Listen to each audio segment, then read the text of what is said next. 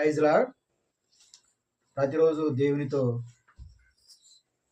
ఈ యొక్క కార్యక్రమాన్ని వీక్షిస్తున్న దైవ జనాంగానికి ప్రత్యేక వందనాలు తెలియజేస్తున్నాను. సామెతలు 3:27 నుంచి చూసుకుంటే, మేలు చేయటని చేతనైనప్పుడు దాని పొరుగు పొందదగిన వారికి చేయకుండా వెనుక తీయకుము. ద్రవ్యము నీ యొద్ద నుండగా రేపు ఇచ్చేదను పోయి రమ్మని నీ పొరుగు వానితో అనవద్దు. నీ పొరుగువాడు నీ యొద్ద నిర్భయంగా నివసించినప్పుడు వానికి అపకారము కల్పించవద్దు.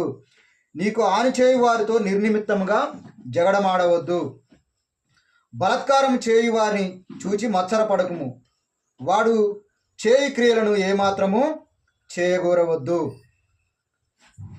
ఉదయకాల సమయంలో దేవుడు మనతో మాట్లాడుతున్నటువంటి మాట ఏంటంటే,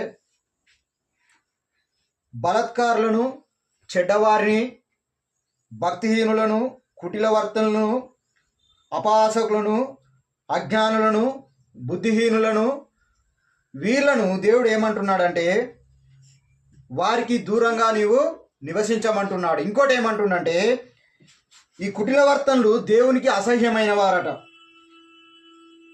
ఎవరు దేవునికి ఇష్టం అంటే యథార్థవంతులు, నీతిమంతులు, జ్ఞానులు, దీనులు దేవునికి ఇష్టమైన వారు.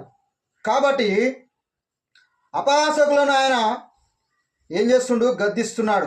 కాబట్టి దీనుని ఎడల ఏం చూపిస్తుండు? ఆయన దయ చూపిస్తున్నాడు. జ్ఞానులు ఏం చేస్తారంటే ఘనతను స్వతంత్రించుకుంటారు. బుద్ధిహీనులు ఏమంటే ఏం చేస్తారంటే జ్ఞానాన్ని తిరస్కరిస్తారు.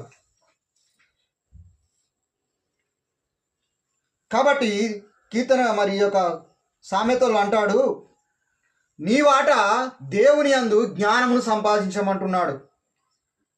కాబట్టి ఇక్కడ అంటాడు 14వ వచనంలో, వెండి సంపాదించుట కంటే జ్ఞానము సంపాదించుట మేలు, అపరంజి సంపాదించుట కంటే జ్ఞాన లాభము నొందుట మేలు. ఆ జ్ఞానము ఎవరై ఉన్నారో మనము నిన్నటి కాల సమయంలో తెలుసుకున్నాము.